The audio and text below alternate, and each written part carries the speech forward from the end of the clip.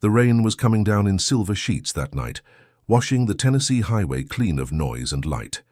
A black Cadillac glided through the storm, its wipers beating a slow rhythm.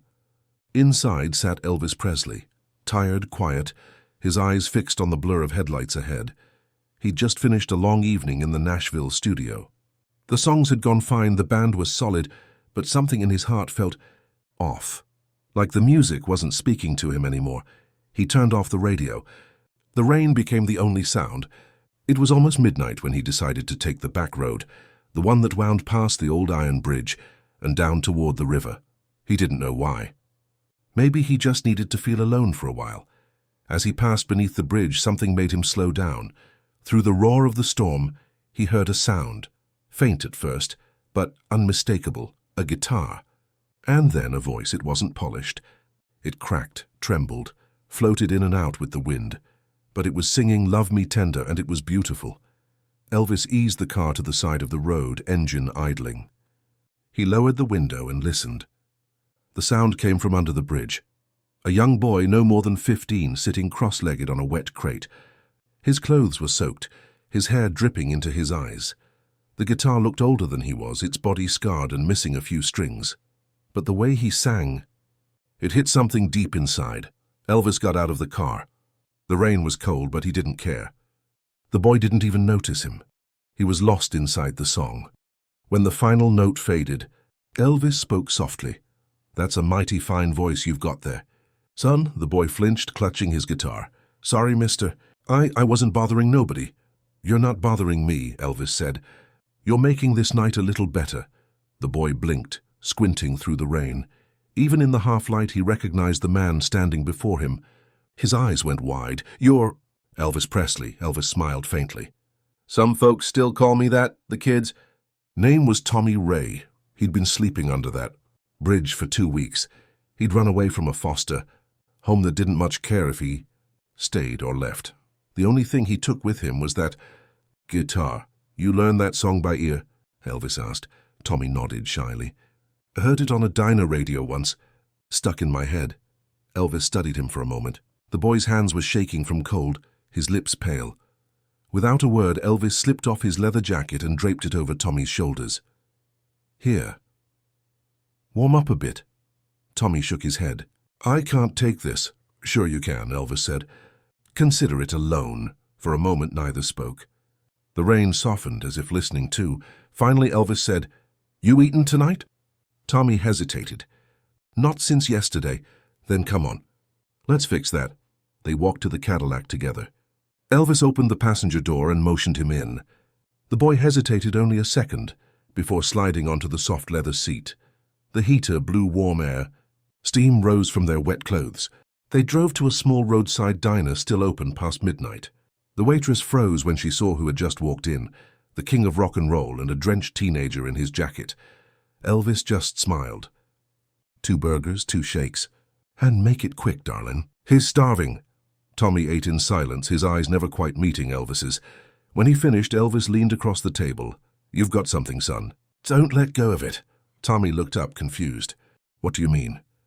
"I mean that voice. It's real. There's a lot of singers out there, but not many that sing from the gut. You do." Before they left, Elvis pulled a napkin from the holder and scribbled something down. When Tommy wasn't looking, he slipped it into the boy's guitar case. They drove back toward town, the rain easing into mist. At the corner where he'd first seen him, Elvis stopped the car. "This is where I get off," Tommy said softly. Elvis nodded. "You take care of yourself now." The boy smiled for the first time that night.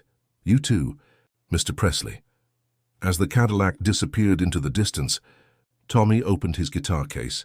The napkin read, "Tomorrow, RCA Studio B, ask for me." He stared at it in disbelief. And somewhere down the road, Elvis Presley smiled to himself, because for the first time in a long while, the music had finally found its way back to him. The next morning, the clouds had cleared over Nashville, but the air still smelled like rain. At RCA Studio B, the musicians were already tuning their instruments when the front door creaked open. A nervous boy stepped inside. Holding a worn guitar case that looked too big for him, the receptionist glanced up. "Can I help you, son?" Tommy Ray hesitated, then held up a folded napkin. I was told to ask for Mr. Presley. The woman blinked. Elvis? He nodded. Before she could respond, the studio door swung open, and Elvis himself appeared. Fresh white shirt, black slacks, and that familiar warmth in his eyes. Well, look who made it, he said, smiling. You found the place?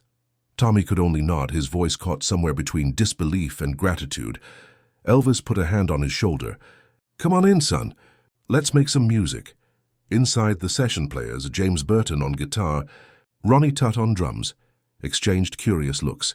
Elvis rarely brought guests, and certainly not barefoot teenagers with waterlogged guitars. But when the king spoke, nobody questioned it. They set up an extra mic, tuned Tommy's guitar and waited. Elvis turned to the band. Let's keep it simple, boys. Just follow his lead. Tommy swallowed hard. Sir, I don't know if I can... Just sing like you did last night, Elvis said gently. That's all you gotta do. The red light flicked on. Tommy took a deep breath, strummed the first chord and began to sing. The room went still. His voice wasn't loud, but it carried a kind of purity that no microphone could polish. Elvis watched from behind the glass, smiling and proud like a man hearing the echo of his own younger self. But halfway through the song, something changed. Elvis pressed a hand to his chest. At first, it was just a tightness, a flutter, the kind he'd ignored before.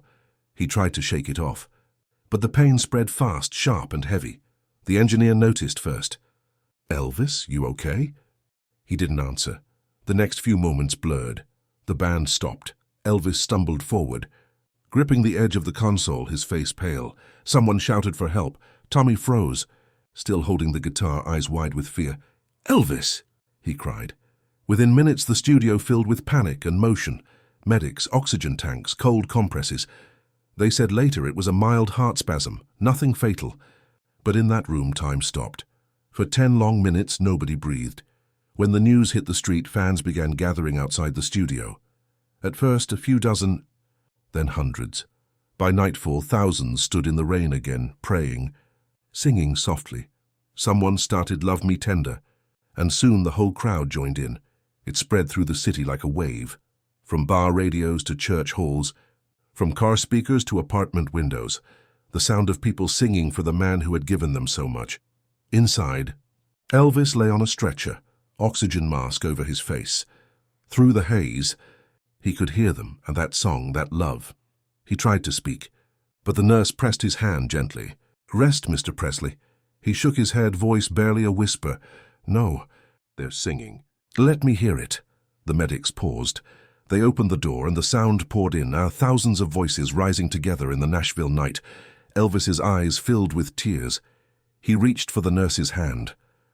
That's the most beautiful thing I've ever heard. For the next hour he drifted in and out, breathing slow, the music from outside wrapping around him like a prayer. By dawn, the pain had eased. The doctors said it was a miracle he recovered so quickly, but those who were there knew the truth. The next morning, Elvis asked to see Tommy. The boy stood at the doorway, eyes red, clutching his guitar. Elvis smiled weakly. Guess I scared you, huh? Tommy nodded. Elvis reached for his hand. You didn't just play a song yesterday. You started something bigger than both of us. Tommy tried to hold back his tears. I thought I'd lose you, sir. Elvis shook his head softly. No, son. That love out there, it brought me back. He looked toward the window where sunlight broke through the last of the storm clouds. Then he whispered almost to himself, I felt every one of their prayers. You can't die when that much love's still holding you here. And in that moment, everyone in the room believed it. Elvis Presley, the man. Not the legend that had been healed not by medicine, but by the sound of his people singing his own song back to him. 2 weeks later, the studio was quiet again. The lights were dim. The air smelled of coffee and tape reels. Elvis was back, thinner, slower but alive. Everyone said he should rest, but he wouldn't hear of it. Let's finish what we started, he told the band.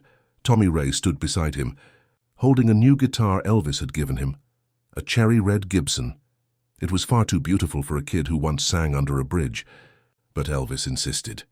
Every singer deserves an instrument that believes in them, he said. They'd written a song together during his recovery. Tommy had brought in a melody, Simple but haunting.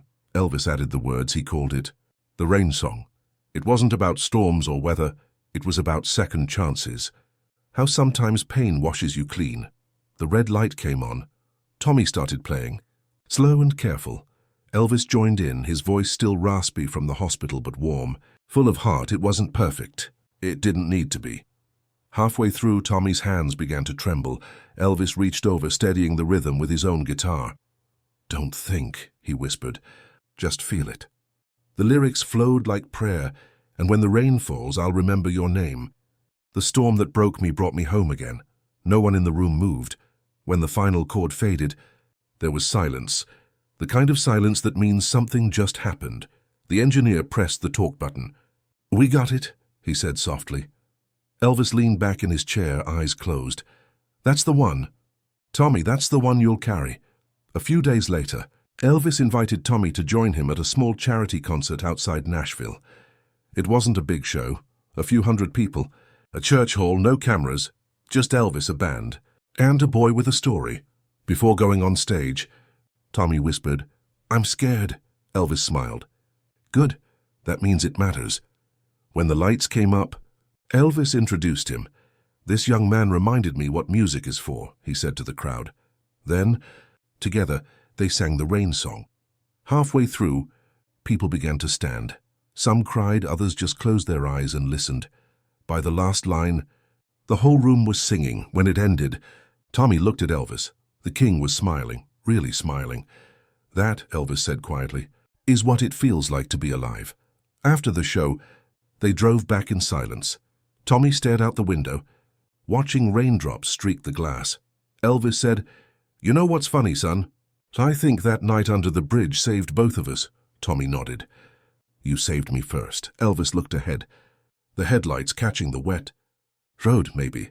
"But you reminded me why I started singing in the first place." The song was never released commercially. Elvis didn't want it sold. "It's not for records," he said. "It's for remembering." Years later, that demo, just two voices and a storm of love, would resurface in Graceland's archives. Written on the tape box, in Elvis's handwriting, were 5 words. "The rain still sings for me." Summer turned to fall, and Nashville began to cool. The long nights of music gave way to quiet mornings at Graceland. Tommy Ray was still there sometimes, helping out in the studio, writing new songs, learning how to live inside a dream he'd never dared to imagine. Elvis had changed too. He was softer now. The storms in his heart had eased, replaced by something calm, almost peaceful. He spent hours sitting by the piano, playing old gospel tunes while the sunlight poured through the window.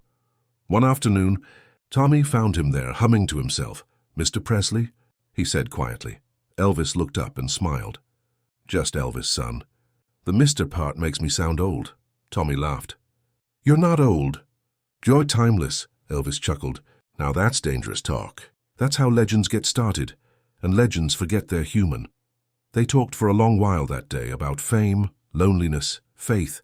Elvis told him stories about the early days, driving a beat-up truck to Sun Records, sleeping in motels, dreaming about making rent. Tommy listened, wide-eyed. It was strange to hear the king of rock and roll speak like a man still wondering who he was. Then Elvis got quiet. He said, "Tommy, promise me something." "Anything." "Sir, don't let the world tell you what kind of singer you should be. The moment you chase what they want, you lose what's real." Tommy nodded. "Trying to memorize every word." Elvis leaned back, eyes distant. "You know, sometimes I think God puts people in our path just long enough to remind us who we are. You did that for me, kid." Tommy didn't know what to say. "I just sang, sir," Elvis smiled, and that's all it took. A few weeks later, Tommy got a letter from a small record label in Memphis. They wanted to hear more of his songs. When he told Elvis, the king's face lit up. "That's your road calling, son. Don't be afraid to walk it." On Tommy's last night at Graceland, they sat on the back porch watching the sky burn orange with sunset. Cicadas buzzed. The air smelled of magnolia and rain. Elvis picked up his guitar and started strumming a slow tune. Tommy joined in without words, just the music, floating between them like a prayer. When the song ended, Elvis looked at him and said, "Wherever you go, take the rain with you." Tommy frowned. "The rain?" Elvis nodded. Yeah, the rain reminds us we're alive. It washes away what doesn't matter. They shook hands. Then Elvis pulled him into a hug.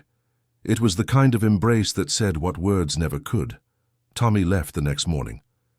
As he walked down the long gravel road from Graceland, he turned one last time.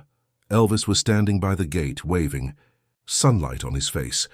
Tommy lifted his guitar case in salute. That was the last time they saw each other. But the music didn't end there. Years later, when people asked Tommy about that time, he'd just smile and say, "He didn't save me because I was special. He saved me because he remembered what it felt like to be lost."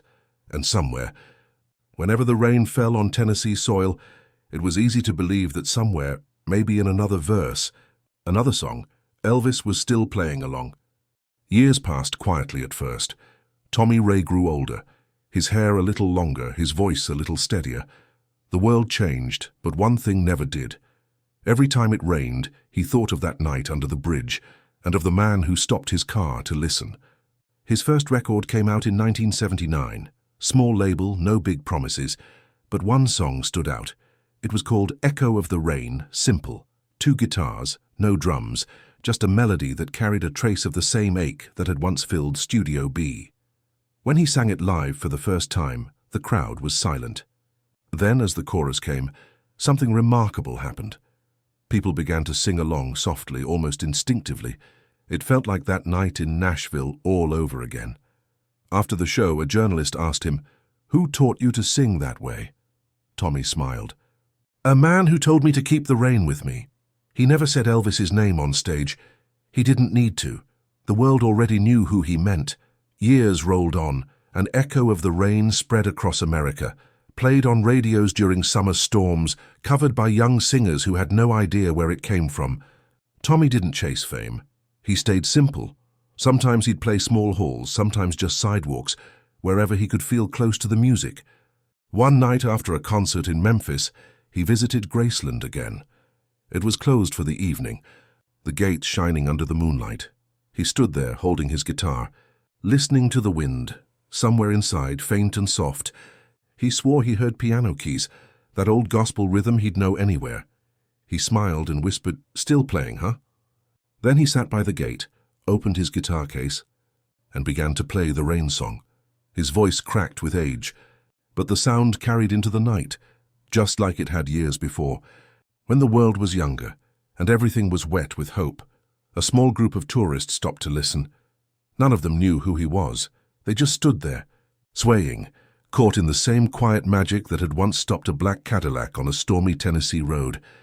When the song ended, Tommy looked up at the sky. Rain had started again, and light, steady, endless. He closed his eyes and let it fall. In that moment, he didn't feel alone.